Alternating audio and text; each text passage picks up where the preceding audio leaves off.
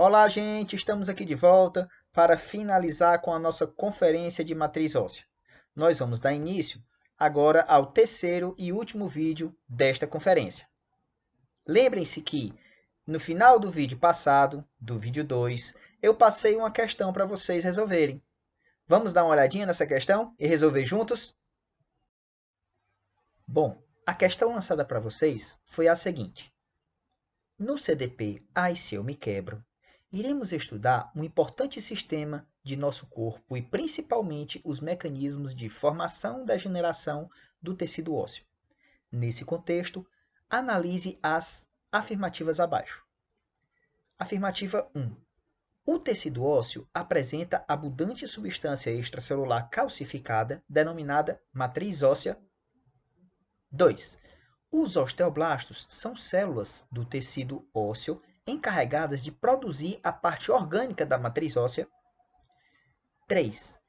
Quando ocorre o enrijecimento da matriz óssea, os osteoclastos ficam aprisionados e, a partir desse momento, passam a ser chamados osteócitos. 4. O endósteo apresenta o revestimento mais interno do tecido ósseo, sendo constituído por uma camada contendo células osteogênicas. 5. O periósteo é uma camada de tecido conjuntivo, muito fibroso, sendo a parte mais interna do osso, com ausência de células osteogênicas. Está correto o que se afirma em opção A, 1, 2 e 5, opção B, 2, 3 e 4, opção C, 1, 2 e 4, opção D, 3, 4 e 5, opção E, 1, 3 e 5. E aí, qual seria a opção correta?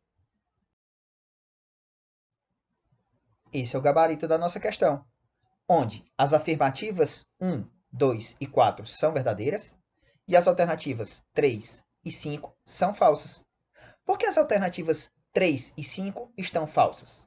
Vamos lá. Na afirmativa 3, diz que os osteoclastos vão ficar aprisionados e serem chamados de osteócitos. Na verdade, são os osteoblastos que ficam aprisionados para serem chamados de osteócitos. Por que a alternativa 5 está falsa? Bom, o periósteo é uma camada de tecido conjuntivo. Ok, mas a sua membrana interna possui células osteogênicas. Então, essas células osteogênicas não estão ausentes. Ok? Beleza, então vamos dar continuidade à nossa terceira e última videoaula da conferência de matriz óssea. Para acontecer uma modelação óssea e uma ação escultural equilibradas, nós temos que ter uma ação integrada e também equilibrada entre os osteoblastos e os osteoclastos.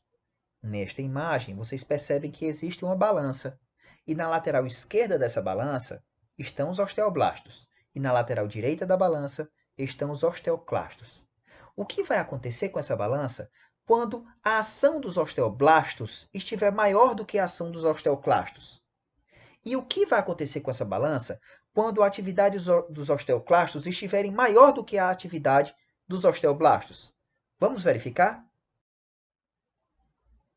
Durante o crescimento ósseo, ou seja, na infância e na juventude, a atividade osteoblástica ela é superior à atividade osteoclástica, ou seja, o anabolismo ósseo é maior comparado ao catabolismo. A mineralização óssea é maior comparada à desmineralização. E a produção de colágeno da matriz óssea é maior do que a destruição do colágeno da matriz óssea. Portanto, a balança fica com este aspecto. Numa idade mais avançada, acontece justamente o oposto. Nessa idade, a atividade osteoclástica é bem maior comparada à atividade osteoblástica. Então, acontece uma maior destruição óssea do que uma formação óssea. Portanto, a balança fica com esta aparência. O metabolismo ósseo é regulado pela ação de diversos hormônios. Esses hormônios atuam diretamente ou indiretamente na atividade dos osteoblastos ou dos osteoclastos. Por exemplo, a calcitonina é um tipo de hormônio que é produzido e secretado nas células parafoliculares da glândula tireoide. Essa glândula tireoide ela está localizada a nível do pescoço, numa região anterior à traqueia de acordo com essa imagem que vocês estão tendo aí no canto superior direito desse slide.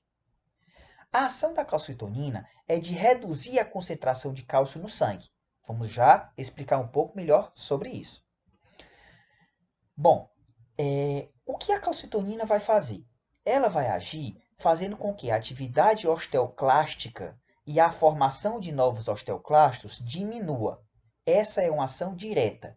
A ação indireta é o quê? Aumentar a atividade dos osteoblastos. Ou seja, se eu estou aumentando indiretamente a atividade dos osteoblastos, significa que eu estou aumentando a mineralização óssea, eu estou produzindo mais colágeno do tipo 1. Resumindo, eu estou acelerando o anabolismo do tecido ósseo. Então, quando eu aumento a quantidade de calcitonina, eu estou realizando uma diminuição do cálcio do sangue e aumentando o cálcio nos ossos. Ou seja, o cálcio do sangue está indo em direção à matriz óssea, melhorando assim a mineralização deste tecido ósseo. Vamos falar agora de um hormônio que tem uma atividade antagônica ou contrária à calcitonina.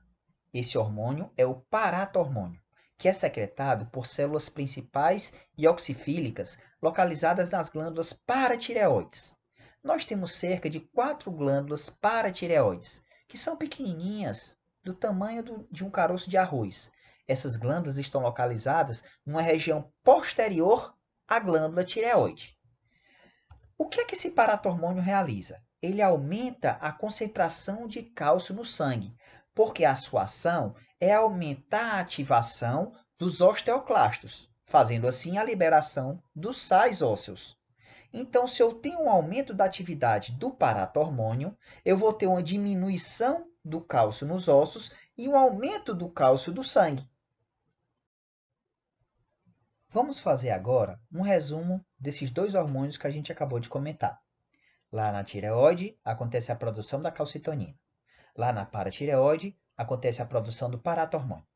O que é que a calcitonina vai promover? Ela vai promover uma retirada do cálcio do sangue em direção ao osso, ou seja, vai promover uma mineralização óssea. O que é que o paratormônio vai realizar? Ele vai promover a retirada do cálcio do osso para o sangue, ou seja, o paratormônio vai causar uma desmineralização no tecido ósseo. Então, a gente pode concluir que, na juventude, existe uma ação maior da calcitonina comparada ao paratormônio. Já numa idade mais avançada, nós temos uma atividade maior do paratormônio comparada a uma atividade da calcitonina. Vamos também falar de um hormônio que está principalmente relacionado com o metabolismo ósseo na mulher. Esse hormônio é chamado estrogênio. Na infância e na juventude, o estrogênio está aumentado. E esse estrogênio tem uma atividade direta no aumento da atividade osteoblástica, promovendo assim o crescimento ósseo, porque aumenta a quantidade de colágeno do tipo 1 e aumenta a mineralização. Já numa idade mais avançada, quando a mulher entra no período da menopausa, existe uma diminuição drástica desse hormônio estrogênio. Isso faz com que a atividade osteoblástica também diminua drasticamente, promovendo assim uma diminuição da produção do colágeno do tipo 1 e uma diminuição da mineralização, ou seja, uma desmineralização, promovendo assim uma fragilidade óssea. Esse quadro de desmineralização a gente pode chamar de osteoporose.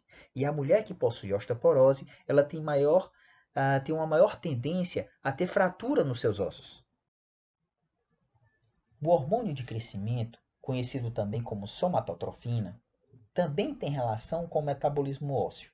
Esse hormônio é produzido na região anterior de uma glândula chamada de hipófise e estimula o crescimento da cartilagem epifisária e hialina. Lembrando que essa cartilagem está localizada entre a epífise e a diáfise do osso longo, estimulando assim o crescimento do osso no sentido longitudinal. Então, se esse hormônio estimula o crescimento dessa cartilagem, esse hormônio está diretamente relacionado com o crescimento do osso no sentido longitudinal. O Messi, que é essa pessoa que está em destaque aí nesse slide, é um jogador de futebol muito conhecido, que foi considerado o melhor jogador de futebol do mundo várias vezes. Ele, durante a infância, teve esse problema de crescimento e teve que fazer várias aplicações desse hormônio para atingir a altura que ele tem hoje, de 1,70 m. Nós temos também nesse slide a imagem de um raio-x da mão de um garoto com 13 anos e de um adulto. Perceba que o raio-x da criança existe uma linha epifisária entre a epífise e a diáfise da falange, que também é considerada como osso longo. Já no raio-x da mão de um adulto, não existe essa linha epifisária. Significa que essa criança que possui a linha epifisária ainda vai crescer. Se a criança tirar um raio-x e não tiver presente essa linha epifisária entre a epífise e a diáfise desse osso, significa que ela ou não vai crescer mais, ou se crescer, vai ser muito pouco. Pessoal, eu acredito que vocês já relacionaram a vitamina D com o osso, ou já relacionaram o sol com a vitamina D. Vocês entendem essa relação? Bom, vamos discutir um pouco sobre isso. A vitamina D, quando está ativada, ela aumenta a absorção de cálcio pelas células do intestino, que são chamadas de enterócitos. Como podemos obter a vitamina D? A vitamina D, ela é produzida ou ativada com a exposição ao sol. E ela também pode ser adquirida ou obtida através da alimentação. Então, quando a gente é exposto ao sol, a vitamina D sofre alguns processos, se torna ativa e quando ela está ativada, ela vai aumentar a absorção de cálcio a nível do intestino. Aproveitando o gancho aí da vitamina D, vamos falar das principais patologias que acometem o tecido ósseo. Vamos iniciar falando de uma patologia que acontece devido ao excesso de vitamina D, que é a osteopetrose, que é uma doença causada por alteração funcional dos osteoblastos com uma superprodução do tecido ósseo, compactado e rígido associado ao excesso de vitamina D. Ou seja, a vitamina D ela é importante, mas como tudo na vida, tudo demais ou tudo em excesso pode causar algum dano. O raquitismo e a osteomalácia também são doenças relacionadas ao tecido ósseo. O raquitismo acomete as crianças e a osteomalácia acomete os adultos. Bom, essas doenças são causadas pela falta de vitamina D no organismo. Lembre-se que eu disse para vocês que a obtenção da vitamina D também pode ser feita através da alimentação. Então, pessoas desnutridas, crianças, jovens ou idosos, podem ter essa doença. Essas doenças resultam também na redução da absorção do cálcio no intestino. Ou seja, crianças, jovens ou idosos que não têm uma boa exposição ao sol não vão ter vitaminas D ativas. Ou seja, vai existir uma redução na absorção de cálcio a nível do intestino. E essa doença dos ossos de vidro, causada pela ausência do colágeno do tipo 1 ou pela deficiência na sua produção. Lembre-se que o colágeno ele promove uma flexibilidade ao osso. Então, se não tem colágeno ou se ele está sendo pouco produzido, o osso vai ser sólido, porém não vai ser flexível. E isso vai favorecer fraturas.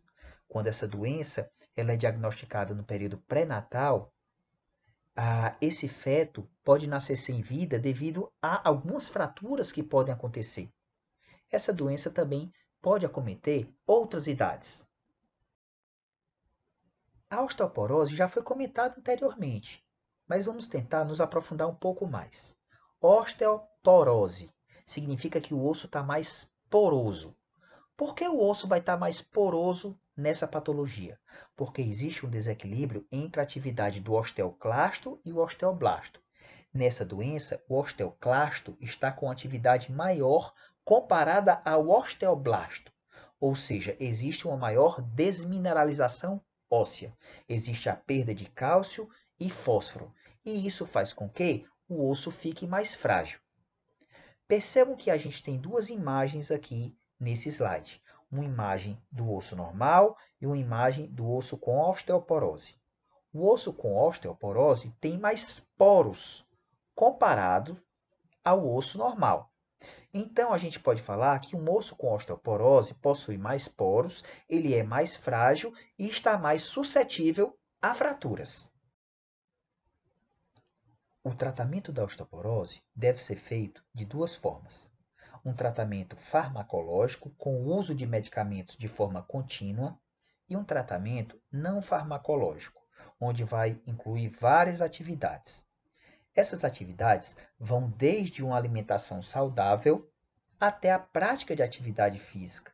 Então é interessante que muitos profissionais estejam envolvidos e que aquela pessoa com osteoporose esteja conscientizada. É importante também ter um cuidado na adaptação dos ambientes que aquela pessoa com osteoporose transita. Por exemplo, na sala é importante você retirar um tapete, porque o idoso ou aquela pessoa com osteoporose pode tropeçar e sofrer fratura devido à fragilidade óssea. Os banheiros também devem ser adaptados com barras de sustentação para evitar a queda daquela pessoa com osteoporose. Sugiro que vocês copiem esse link e assistam a mais esse vídeo, para a gente poder enriquecer o nosso conhecimento. E é isso, pessoal. Chegamos ao fim de mais uma conferência do módulo de Sistemas Reguladores, conferência de matriz óssea. Gostaria de agradecer a atenção de vocês, espero que vocês estejam com saúde e aproveitem o máximo de coisas boas que vocês podem extrair desse momento que estamos vivendo. Um abraço e até uma próxima oportunidade.